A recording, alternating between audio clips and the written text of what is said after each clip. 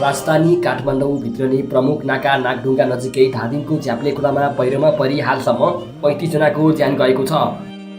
मृतकको सङ्ख्या अझै बढ्न सक्ने बताइएको छ।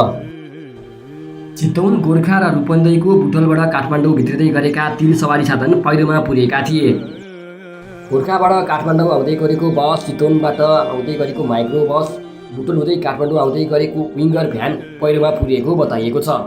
बुटोलबाट काठमाडौँ आउँदै गरेको विङ्गरबाट 14 जनाको शव निकालिएको छ। यसैगरी चितवनबाट आउँदै गरेको माइक्रो बसबाट 16 जनाको शव निकालिएको छ। चितवन गोर्खा र रूपन्देहीको बुटोलबाट काठमाडौँ भित्रिँदै गर्दा 3 सवारी साधन पुरिएको बताइएको हो।